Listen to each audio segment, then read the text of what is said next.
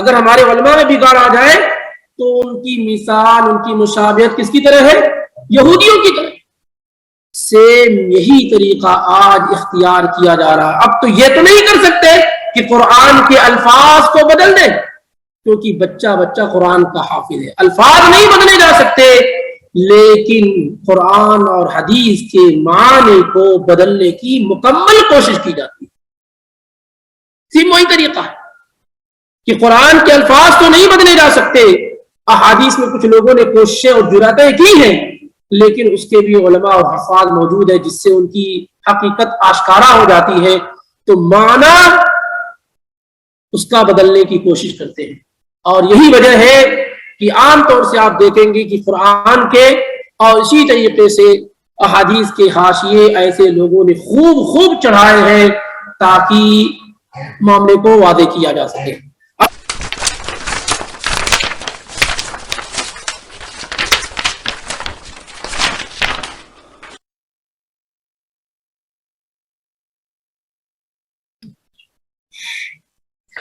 قال الله تعالى في كلامه العظيم: أعوذ بالله السميع العليم من الشيطان الرجيم ثم قست قلوبكم من بعد ذلك فهي كالحجارة أو أشد قسوة فإن من الحجارة لما يتفجر منه الأنهار وإن منها لما يشقق فيخرج منه الماء وإن منها لما يهبط من خشية الله وما الله بغافل عما تعملون أفتطمعون أن يؤمنوا لكم وقد كان فريق منهم يسمعون كلام الله ثم يحرفونه من بعد ما أقالوه وهم يعلمون وإذا لقوا الذين آمنوا قالوا آمنا وإذا خلا بعضهم إلى بعض قالوا أتحدثونهم بما فتح الله عليكم ليحاجوكم به عند ربكم أفلا تعقلون أولا يعلمون أن الله يعلم ما يسرون وما يعلنون سبحانك لا علم لنا إلا ما علمتنا إنك أنت العليم الحكيم رب اشرح لي صدري ويسر لي أمري واحلل عقدة من لساني يفقهوا قولي رب زدني علما اللهم رب زدني علما۔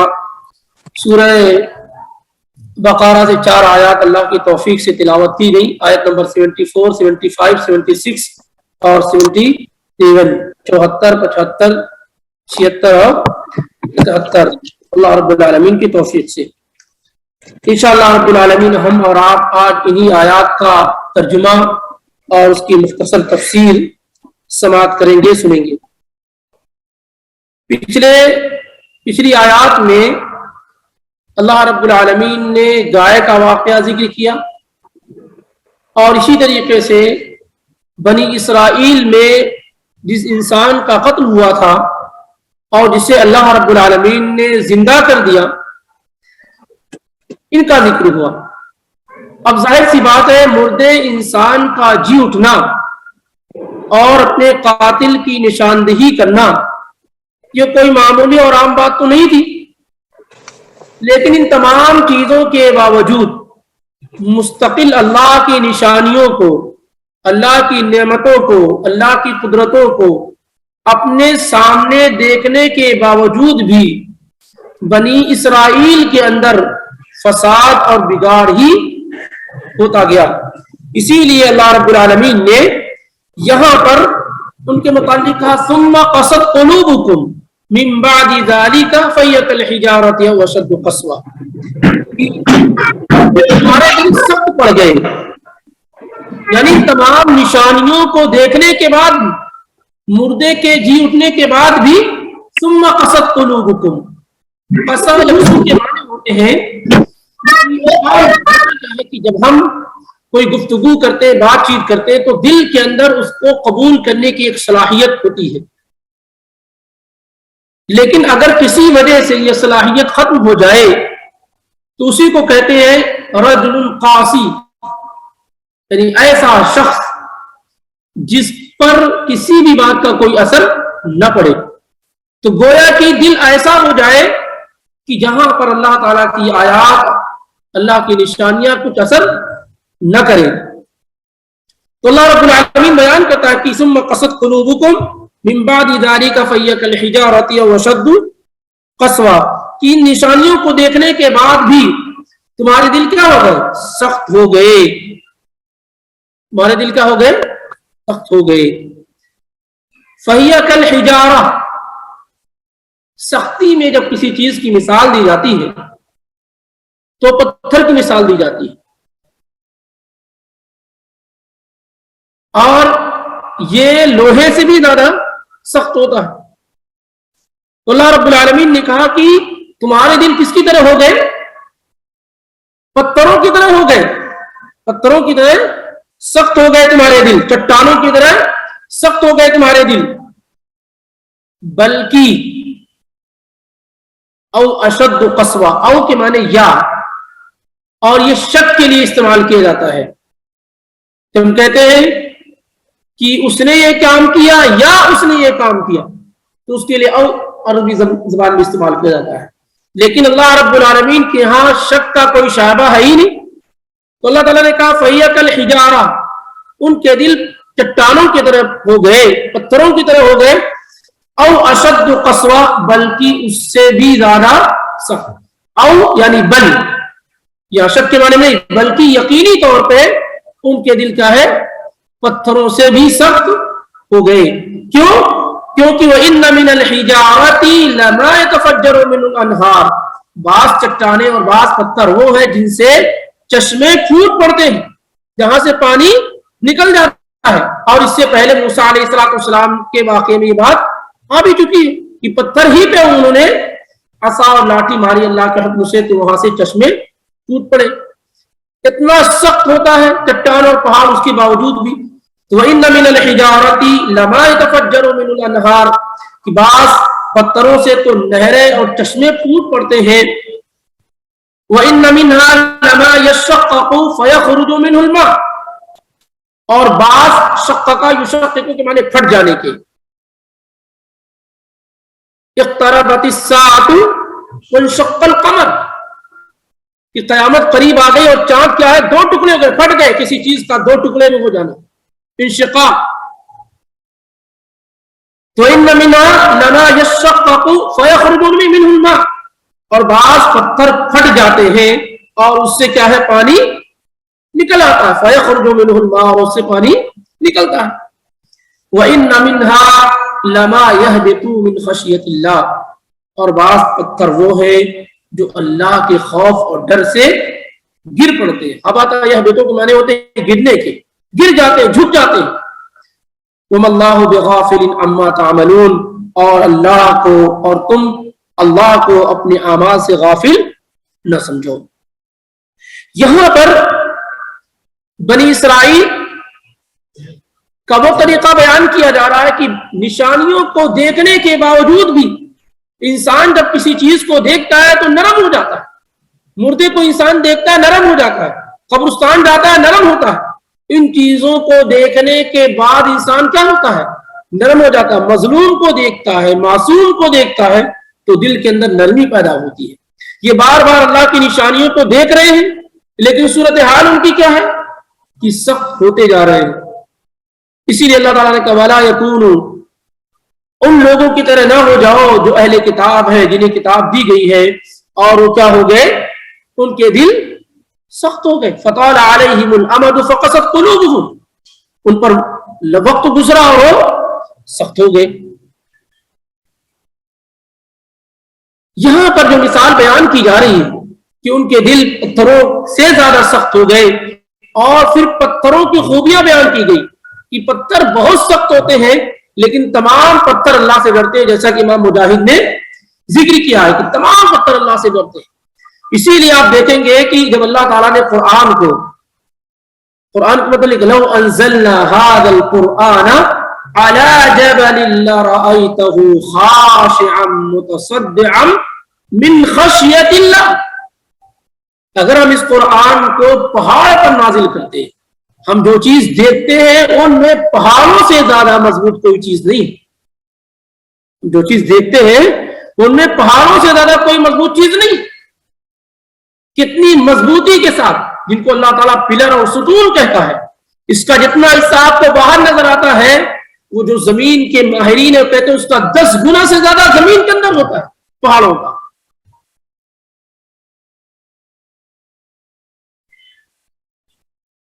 تو یہاں پر مضبوطی میں کیا ہے، پہاڑوں کی مثال دی جاتی ہے. لیکن اللہ تعالیٰ کہتا کہ اگر ہم اس قرآن کو پہاڑ پر نازل کرتے لَرَأَيْتَهُ خَاشِعًا مُتَصَدِّعًا مِنْ خَشْيَةِ اللَّهِ، تو بلند والا پہاڑ جھک جاتا اور ٹکڑے ٹکڑے اور ریزے ریزہ ہو جاتا. کس وجہ سے؟ من خشیت اللہ، اللہ کے ڈر سے. بعض لوگوں کے ذہن و دماغ میں بات آ سکتی جو فلسفے کے مارے ہوئے ہوں، وہ کہیں گے یہ تو بے جان چیزیں، ان میں ڈر خوف محسوس کرنے کی صلاحیت کہاں سے آ گئی؟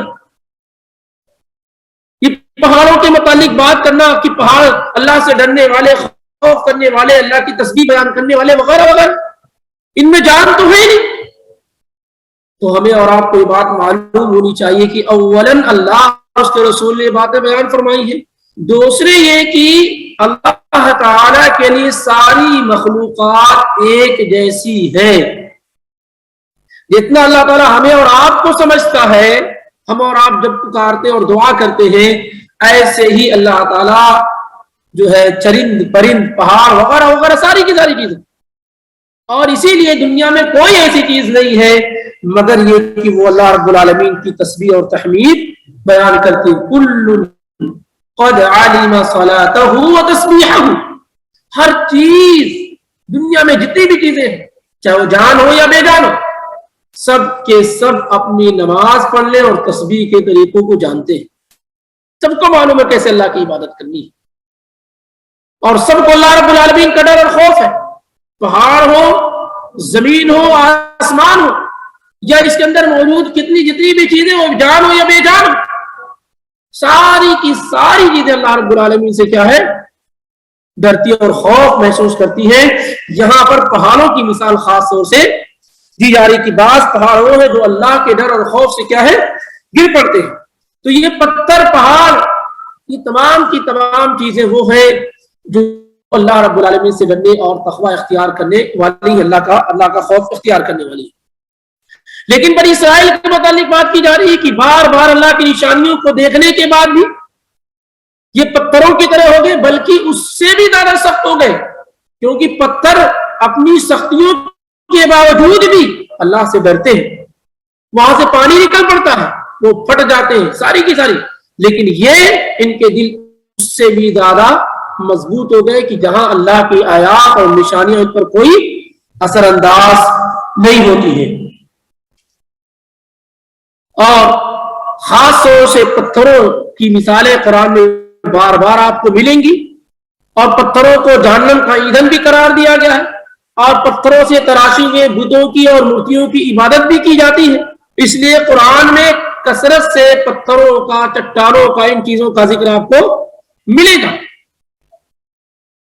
یا ایھا الذین آمنوا قوا انفسکم واہلیکم نارا وقودها الناس والحجارہ، جہنم کے ایندھن انسان بھی اور ان کے ساتھ پتھر بھی، کیونکہ اللہ کے بعد جن چیزوں کی بہت زیادہ عبادت کی جاتی ہے ان میں سے کیا ہے؟ پتھر. جتنے لوگوں کو دیکھیں گے سب پتھروں سے تراشے ہوئے بتوں اور صنم کی اصنام کی عبادت کرتے ہیں سب سے زیادہ. اسی لیے اللہ تعالیٰ نے کثرت سے جہنم میں جن چیزوں کا ذکر کیا ہے ان میں پتھر بھی. انکم وما تعبدون من دون اللہ حسب جہنم، تم اور جن کی تم اللہ کے علاوہ عبادت کرتے وہ سب جہنم کے ایندھن ہیں جن سے جہنم کو تپایا اور تیز کیا جائے گا. تو پتھروں میں محسوس ہونے کی صلاحیت ہے کہ نہیں؟ ہمارے اور آپ کے سمجھ میں نہ یہ ایک الگ بات ہے، لیکن یہ چیز کیا ہے، ثابت ہے، موجود ہے.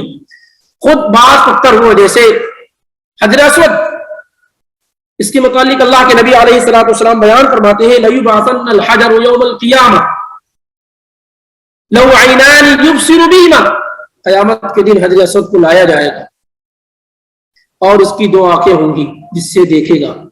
وَلِسَانٌ يَنْطِقُ بِهِ، اور اسی پتھر کی، حجر اسود کی زبان ہوگی جس سے یہ بولے گا، بات کرے گا. وَيَشْهَدُ عَلَى مَنِ اسْتَلَمَهُ بِحَقٍ، اور جس نے بھی اس کو حق کے ساتھ چھوا ہوگا اس کے حق میں یہ گواہی دے گا کہ یہ بندے نے اللہ کے خاطر، اللہ کی رضا کے خاطر، نبی کی سنت کے مطابق، نبی کے طریقے کے مطابق مجھے چھوا ہے، چاٹا ہے، وغیرہ وغیرہ، اس کے حق میں گواہی دے گا. یہی پتھر جس کو ہم دنیا کے اندر دیکھ رہے ہیں، اور یہ کوئی معمولی پتھر تو ہے نہیں، یہ پتھر جنت سے نازل کیا گیا ہے، نزل الحجر الاسود من الجنہ، یہ جنت سے اتارا گیا اور نازل کیا گیا ہے، اشد بیاضا من الثلج، اور یہ برف سے زیادہ سفید تھا، فسودته خطایا بنی آدم، لیکن اسے آدم کے گناہوں نے، آدم کے اولاد کے گناہوں نے کیا کر دیا؟ کالا اور سیاہ اور بلیک کر دیا ہے۔ تو یہ بھی دیکھیے پتھر ہے، لیکن ان کا ذکر اس طریقے سے ہو رہا ہے۔ ایسے ہی نبی علیہ الصلوۃ والسلام اپنے بارے میں بیان کرتے، صحیح مسلم کی روایت ہے جابر بن سمرہ کی، انی لاعرف حجرا بمکہ، میں مکہ میں ایک پتھر کو جانتا ہوں، کانا یسلم علی قبل ان ابعث، جو مجھے سلام کرتا رہتا تھا میرے نبی اور رسول بنائے جانے سے پہلے، میں نبی اور رسول نہیں ہوا تھا اس سے پہلے ہی وہ مجھے سلام کرتا رہتا تھا۔ کون سلام کرتا تھا؟ پتھر سلام کرتا تھا، صحیح مسلم کی روایت۔ وَإِنِّي لَأَعْرِفُهُ الْآنَ، اب تک میں اس پتھر کو جانتا اور پہچانتا ہوں جو مجھے سلام کرتا ہے۔ ایسے ہی اللہ کے رسول صلی اللہ علیہ وسلم اور ابو بکر صدیق، عمر الفاروق اور عثمان بن عفان، یہ سارے کے سارے جبل احد پر چڑھے اور حرکت کرنے لگا، تو آپ نے کیا کہا؟ اسکن یا احد فإن علیک نبیا وصدیقا وشہیدین، ٹھہر جاؤ، تم پر ایک نبی ہے، ایک صدیق ہے اور دو شہید ہیں۔ اور آپ صلی اللہ علیہ وسلم نے کیا کہا؟ ھذا جبل یحبنا ونحبہ، یہ وہ پہاڑ ہے جبل احد کے بارے میں کہ یہ ہم سے محبت کرتا ہے اور ہم اس سے محبت کرتے ہیں۔ صحیح بخاری کی روایت، اور اتنا ہی مشہور روایت بخاری وغیرہ کے اندر موجود ہے کہ جب آپ مسجد نبوی کے اندر خطبہ ارشاد فرماتے تھے تو ممبر نہیں بنایا گیا تھا، تو وہ جو کھجور کی جو وہ تھی، کیا کہتے ہیں اس کو، ہاں جو تنا تھا، اس کے سارے سے آپ جو خطبہ دیا کرتے تھے۔ جب آپ کا ممبر تیار کر لیا، جابر بن عبداللہ کی روایت صحیح بخاری کے اندر، جب ممبر تیار کر لیا گیا اور آپ ممبر پر پہلے دن خطبہ دینے کے لیے کھڑے ہوئے تو وہ اس قدر رونے لگا جیسے اونٹنی کے بطن سے، اس کے پیٹ سے اس کے بچے کو جدا کر دیا جائے، اور وہ روئے، خوب رونے لگا، اور یہ آواز اہل مسجد سماعت کر رہے تھے، سن رہے تھے۔ اللہ کے نبی صلی اللہ علیہ وسلم ممبر سے نیچے اترے، فَأَعْتَنَقَهَا، اور اس کو گلے لگایا، فَسَكَنَتْ، پھر اس کے بعد جا کر کے وہ ٹھہرا۔ اس کے رونے دھونے کی آواز کیا ہے؟ بے جان چیز ہے۔ اب جس کے پاس جو ہر چیز کو ناپنے تولنے کا پیمانہ جس نے عقل بنا رکھا ہے تو کبھی نہیں تیار ہوگا، کبھی نہیں مانے گا، لیکن جس نے عقل کو کتاب و سنت کے سامنے سرنڈر کر دیا ہے وہ اس کے لیے کوئی نئی بات نہیں ہے، پہلے بھی وہ ان چیزوں پر ایمان لاتا آ رہا ہو اور لاتا رہے گا۔ تو یہ دیکھیں، یہ پہاڑوں کے ذکر میں یہ ساری کی ساری چیزیں کیا ہے؟ موجود ہیں۔ یہاں پر صرف بتانے کا مقصود یہ ہے کہ جب انسان اللہ اور اس کے رسول صلی اللہ علیہ وسلم کی باتوں کو نہیں سنتا ہے، اس پر عمل نہیں کرتا ہے، اللہ کی نشانیوں کو دیکھنے کے بعد، تو اس کا مطلب یہ ہے کہ آپ کا دل یہ سخت ہو گیا ہے، اب اس پر آیات وغیرہ اثر نہیں کر رہی ہے، اور اسی لیے ان چیزوں کی طرف انسان کو کوشش کرنا چاہیے جس کے ذریعے سے انسان کے دل نرم ہو۔ نبی علیہ الصلوۃ والسلام کے پاس ایک آدمی آیا اور کہا کہ میرا دل بڑا سخت ہے، کوئی علاج بتائیے دل کی سختی۔ تو آپ صلی اللہ علیہ وسلم نے کہا مسکینوں کو کھانا کھلایا کرو اور یتیموں کے سر پہ شفقت اور محبت کا ہاتھ پھیرا کرو، تو انسان ایسی جگہوں پر جائے جہاں سے دل نرم ہو۔ اگر قارون اور فرعون کے ساتھ اٹھنا بیٹھنا ہمیشہ لگا رہے گا تو انسان کا دل سخت ہو جائے گا۔ کیوں کہا گیا قبرستان کی زیارت کی جائے؟ کیوں کہا گیا کہ تجہیز و تکفیر میں شرکت کی جائے؟ کیوں کہا گیا کہ مظلوم اور معصوم اور بے سہارا لوگوں کے پاس جایا جائے؟ کیوں کہا گیا کہ مریض کی عادت کی جائے؟ کیونکہ ان چیزوں سے انسان کے دلوں کے اندر کیا ہے؟ نرمی پیدا ہوتی ہے۔ تو یہ اللہ رب العالمین نے ان کے متعلق یہ نقشہ کھینچا ہے کہ یہ ان کے دل کیا ہے، پتھروں سے زیادہ سخت ہو گئے۔ اب اس کے بعد اللہ تعالیٰ کہتا ہے افتطمعون ان یؤمنوا لکم وقد کان فریق منهم یسمعون کلام اللہ، خاص طور سے یہودیوں کے متعلق کہا جا رہا ہے افتطمعون، اے ایمان والو، اے مومنو، کیا تم یہ امید لگا کے بیٹھے ہوئے ہو ان یؤمنوا لکم کہ یہود تمہاری بات مان لیں گے، ایمان لائیں گے تم پر؟ بار بار اللہ کے پیغمبر صلی اللہ علیہ وسلم اور اہل ایمان ان پر اسلام کو پیش کر رہے تھے، تو اللہ تعالیٰ نے کہا کہ کیا تم یہ امید کیے ہوئے ہو، تمہیں یہ طمع اور لالچ ہے کہ وہ تمہاری بات مان لیں گے، یعنی ایمان لے آئیں گے؟ وَقَدْ كَانَ فَرِيقٌ مِّنْهُمْ يَسْمَعُونَ كَلَامَ اللَّهِ ثُمَّ يُحَرِّفُونَهُ مِن بَعْدِ مَا عَقَلُوهُ يَعْلَمُونَ، جبکہ معاملہ یہ ہے کہ ان کی ایک جماعت اللہ کے کلام کو سنتی ہے، سمجھتی ہے، سننے اور سمجھنے کے بعد بھی ثم یحرفونہ، پھر اس کے بعد وہ اس کے اندر کیا ہے، تحریف کر دیتی ہے، بدل دیتی ہے، جان بوجھ کر کے، جانتے ہوئے کہ اللہ کا کلام ہے، اس کے بعد بھی کیا اس کو رد و بدل کر دیتی ہے۔ مسلمانوں، کیا تمہیں یہ امید ہے کہ وہ تمہاری بات مان لیں گے؟ حالانکہ ان کی ایک جماعت اللہ کے کلام کو سنتی ہے، سمجھتی ہے، پھر اس میں تحریف کرتی ہے، اور تحریف جان بوجھ کر کے کرتی ہے۔ یہ در حقیقت نبی علیہ الصلوۃ والسلام کو اور اہل ایمان کو تسلی دی جا رہی ہے کہ مسلسل جو آپ جد و جہد کر رہے ہیں یہود پر اور محنت کر رہے ہیں، جافشانی کر رہے ہیں، آپ ان کے ایمان نہ لانے پر مایوس نہ، ان کے ایمان نہ لانے پر مایوس نہ ہو، اور تسلی ہے کہ آپ اپنا کام کریں لیکن ایمان نہیں لائے تو مایوس نہ۔ ان کی فطرت اور طبیعت میں یہ ہے کہ یہ اللہ کے کلام کو سنتے ہیں، سمجھتے ہیں، اور پھر اس کے بعد جان بوجھ کر کے اس میں رد و بدل کرتے ہیں، تبدیلی کرتے ہیں۔ اور یہی معاملہ یہودیوں کے علماء کا رہا ہے کہ وہ تورات کے اندر کبھی الفاظ ہی کو بدل دیتے، یعنی اللہ کے جو الفاظ ہیں اسی کو بدل دیتے، اور زیادہ تر یہ کرتے کہ اس کا غلط معنی بیان کرتے لوگوں کے درمیان۔ یہی پورے یہودیوں کا طریقہ کار رہا ہے، کبھی اصل چیز کو بدل دیتے اور زیادہ تر اس کا غلط معنی بیان کرتے۔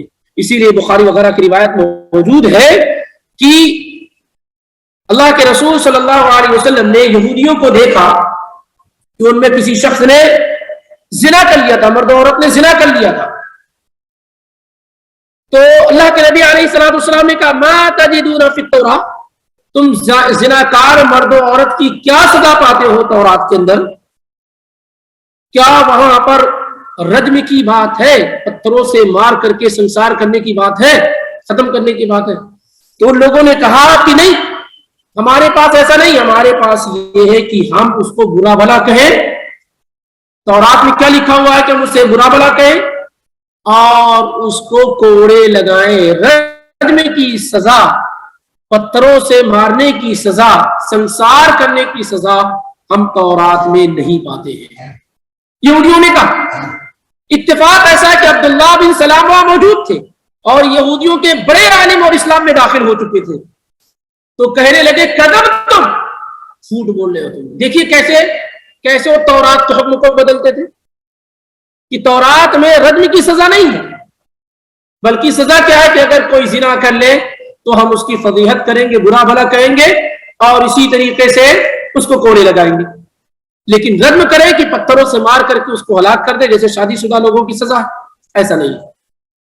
تو عبداللہ بن سلام جو یہودی عالم تھے بعد میں مسلمان ہو گئے، وہاں موجود تھے، کہنے لگی کذب، تم جھوٹ بول رہے ہو تم لوگ۔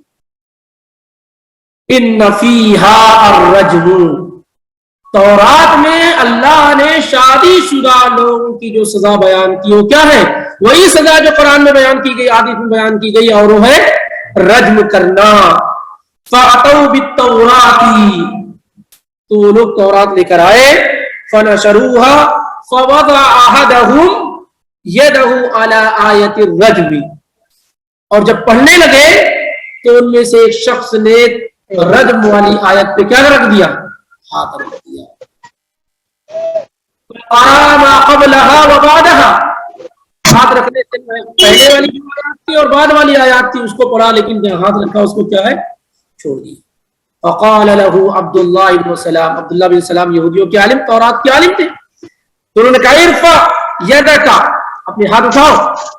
فرفع یدہ، تو جب اس نے ہاتھ اٹھایا فاذا فیہا آیۃ الرجم، تو وہاں پر آیت رجم کیا ہے موجود تھی. قالوا صدق یا محمد فیہا آیۃ الرجم، تو لوگوں نے کہا محمد صلی اللہ علیہ وسلم یہ صحیح کہہ رہے ہیں، آیت رجم کیا ہے موجود ہے. یہ دیکھیں یہ طریقہ کار ان کے یہاں تھا. تو یہ لوگ جو قرآن پڑھتے اور جانتے ہیں، تورات پڑھتے اور جانتے ہیں، سمجھتے ہیں، سنتے ہیں، پھر اس میں تحریف کرتے ہیں، ایسے لوگوں سے ایمان کی توقع کرنا یہ کیا ہے فضول ہے. اس وجہ سے اگر یہ لوگ ایمان میں داخل نہیں ہوتے ہیں تو آپ مایوس نہ ہو، آپ مایوس نہ. اسی لیے نصارہ میں ایک تعداد تو اسلام میں داخل ہوئی، لیکن یہود میں بڑے کم ہی لوگ آپ پر ایمان لے آئے، بہت ہی کم لوگ آپ پر ایمان لائے. اچھا یہ پہلے ذکر کیا جا چکا ہے کہ اس امت کے علماء سب سے زیادہ جس علماء سے میچ کھانے والے وہ کون سے علماء ہیں؟ یہود کے علماء ہیں. اسی لیے سفیان الثوری، سفیان ابن عیینہ کہا کرتے تھے کہ اگر علماء میں بگاڑ آ جائے، من فسد من علمائنا ففیہ شبہ من الیہود، اگر ہمارے علماء میں بگاڑ آ جائے تو ان کی مثال، ان کی مشابہت کس کی طرح ہے؟ یہودیوں کی طرح. سیم یہی طریقہ آج اختیار کیا جا رہا ہے. اب تو یہ تو نہیں کر سکتے کہ قرآن کے الفاظ کو بدل دیں، کیونکہ بچہ بچہ قرآن کا حافظ ہے، الفاظ نہیں بدلے جا سکتے، لیکن قرآن اور حدیث کے معنی کو بدلنے کی مکمل کوشش کی جاتی ہے. سیم وہی طریقہ ہے کہ قرآن کے الفاظ تو نہیں بدلے جا سکتے، احادیث میں کچھ لوگوں نے کوششیں اور جراتیں کی ہیں، لیکن اس کے بھی علماء اور حفاظ موجود ہیں جس سے ان کی حقیقت آشکارا ہو جاتی ہے، تو معنی اس کا بدلنے کی کوشش کرتے ہیں. اور یہی وجہ ہے کہ عام طور سے آپ دیکھیں گے کہ قرآن کے اور اسی طریقے سے احادیث کے حاشیے ایسے لوگوں نے خوب چڑھائے ہیں تاکہ معاملے کو واضح کیا جا سکے. اب جیسے مثال کے طور پر یا ایھا النبی حرض المؤمنین علی القتال، اے نبی صلی اللہ علیہ وسلم آپ مومنوں کو قتال پر، جہاد پر ابھاریے. تو یا ایھا النبی، اے نبی، بریکٹ میں کیا ترجمہ کرتے ہیں؟ غیب کی خبر دینے والے، غیب کی خبر دینے والے یعنی عالم الغیب. تو اس طرح کی چیزیں کیا ہے ایڈ کی جاتی ہیں، یا پھر موضوع اور باطل روایات کو پیش کر کے اپنے مقصد کو صحیح قرار دینے کی کوشش کی جاتی ہے. اور یہ سب خطرناک چیزیں ہیں. اور جو قرآن کے واضح پیغامات ہیں جسے وہ جانتے ہیں، احادیث کے جو واضح پیغامات ہیں جسے وہ جانتے ہیں، لوگوں کے درمیان اسے بیان نہیں کرتے ہیں، چھپا لے جاتے ہیں، اور یہ خطرناک قسم کا جرم اور گناہ ہے. تو یہاں اہل ایمان کو کہا جا رہا ہے، اور اسی طریقے سے نبی صلی اللہ علیہ وسلم کو، کہ کیا آپ ایسے لوگوں سے یہ امید لگائے ہوئے ہیں کہ آپ کی بات مانیں گے؟ حالانکہ معاملہ یہ ہے کہ اللہ کے کلام کو سنتے ہیں، سمجھتے ہیں، اور سننے اور سمجھنے کے بعد یہ تحریف کرتے ہیں، بدل دیتے ہیں اس کو جان بوجھ کر کے. تو ایسے لوگوں سے ایمان لانے کی توقع، اس لیے ایمان نہ لائیں تو آپ لوگ اپنے آپ کو الجھن اور پریشانی میں. اسی لیے وہ علماء جو باطل پرست علماء، جو قرآن اور احادیث کے ساتھ چھیڑ چھاڑ کرتے ہیں، ایسے لوگوں سے یہ امید رکھنا کہ یہ سدھر جائیں گے، اور ایسے لوگوں کے بارے میں، بات بیان کرنے والے لوگوں کے بارے میں آپ یہ کہنا کہ یہ فتنے پھیلا رہے ہیں، ایسا نہیں ہے. یہ ایسا نہیں ہے. انہی کو نبی علیہ الصلوۃ والسلام نے کہا دعاۃ علی ابواب جہنم، یہ وہ علماء اور دعات ہیں جو جہنم کے دروازے پہ کھڑے ہیں، لوگوں کو بلا کر کے جہنم میں داخل کر رہے ہیں. ایسے لوگوں کی حقیقتوں کو آشکارا کرنے والے علماء کا ویلکم کرنا چاہیے. لیکن ہوتا کیا ہے کہ ایسے لوگوں کو کہتے ہیں کہ فتنہ و فساد پیدا کرنے والے ہیں. جو علماء، باطل پرست علماء، قرآن کا وہ معنی بیان کرے جو اللہ نے نہیں بیان کیا، جو رسول نے نہیں بیان کیا، جو صحابہ نے نہیں بیان کیا، جو تابعین نے بیان نہیں کیا، احادیث کا وہ مفہوم بیان کرے جو صحابہ نے نہیں کیا، تابعین نے نہیں کیا، تو ان کے ذریعے سے فساد نہیں ہو رہا ہے۔ لیکن جو لوگ ان کے فساد کو بیان کر دیں، کہتے ہیں کہ کیا ضرورت ہے امت میں اس طرح کی گفتگو کرنے کی، لوگوں میں انتشار پیدا ہو رہا ہے، آلریڈی لوگ نا اتفاقیوں کے شکار ہیں۔ میرے بھائیوں، ہر دور میں علماء حق کی یہ ذمہ داری رہی ہے کہ وہ قرآن و سنت پر پڑھنے والے تمام حملوں کا جواب دیتے رہے ہیں۔ وہ لوگوں کی پرواہ نہیں کرتے ہیں، لوگوں کو خوش کرنا یہ ان کا مشن نہیں ہوتا ہے، وہ اللہ اور اس کے رسول کو خوش کرنے کی فکر کرتے ہیں کہ کس طریقے سے ان کا رب راضی ہو اور کس طریقے سے نبی علیہ السلام کی سنتوں کو زندہ کیا جائے۔ اس لیے ایسے علماء کا جو اس دور میں اس طرح کی گفتگو کرتے ہیں ویلکم کرنا چاہیے، اور بہت زیادہ میٹھی میٹھی باتوں سے انسان کو بچنا چاہیے، کیونکہ وہ لوگ جو صرف اپنے خطاب اور اپنے دروس میں میٹھی میٹھی باتیں کرتے ہیں، در حقیقت وہ قرآن و حدیث کی بات کرنے والے ہوتے ہی نہیں ہیں۔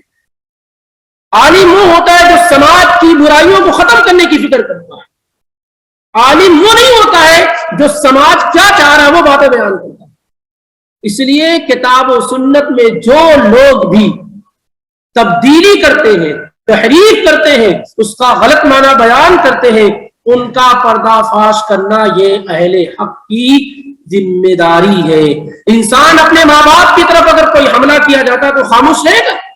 اپنے خاندان والوں پر کوئی حملہ کیا جاتا ہے خاموش رہے گا؟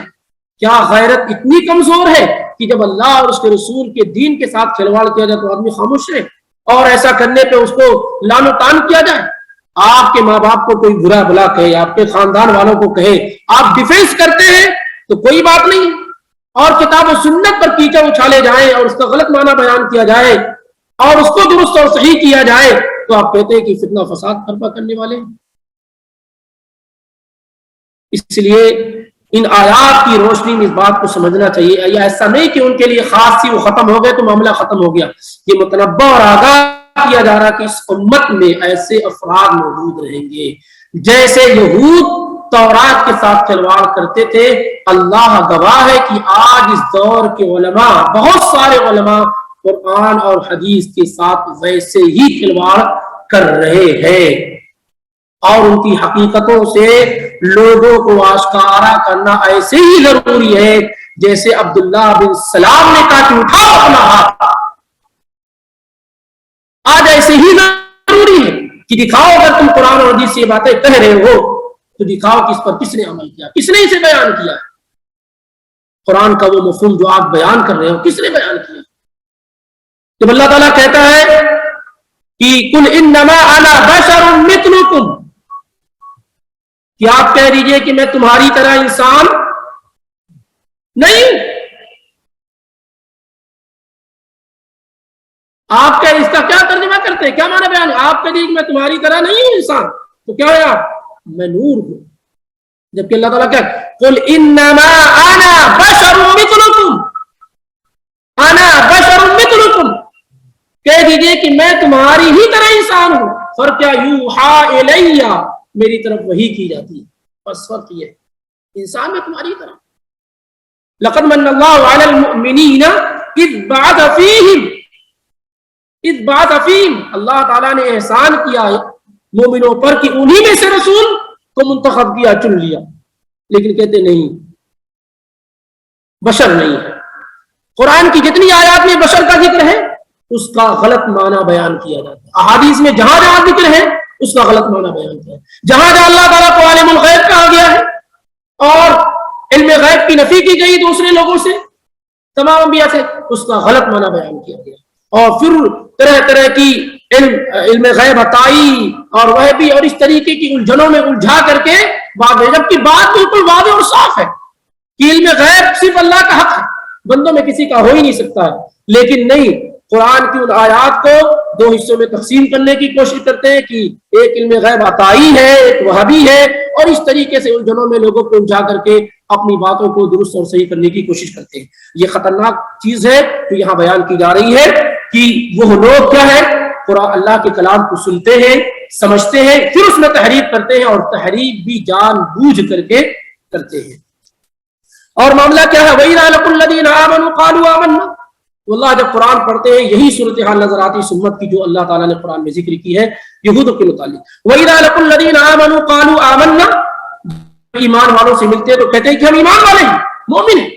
وَإِذَا خَلَا بَعْضُهُمْ إِلَىٰ بَعْضٍ، اور جب ان میں سے کسی ایک سے ملتے ہیں، الگ ہوتے ہیں اور بعض سے ملتے ہیں تو کہتے ہیں قَالُوا وَتُحَدِّثُونَهُمْ بِمَا فَتَحَ اللَّهُ عَلَيْكُمْ،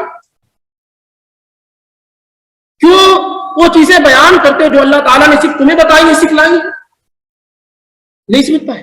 یعنی جب یہودی ایک دوسرے سے ملتے ہیں اور بعض یہودی مسلمانوں کے درمیان نبی علیہ الصلوۃ والسلام کی صفات کا ذکر کر دیتے ہیں کہ تورات میں ایسا ہے ویسا ہے وغیرہ وغیرہ، تو کہتے ہیں کہ کیوں بیان کرتے ہو تم نبی صلی اللہ علیہ وسلم کے بارے میں، قرآن کے بارے میں، اور جو تورات میں اللہ تعالیٰ نے بیان کیا جو تمہارے علاوہ کوئی نہیں جانتا ہے.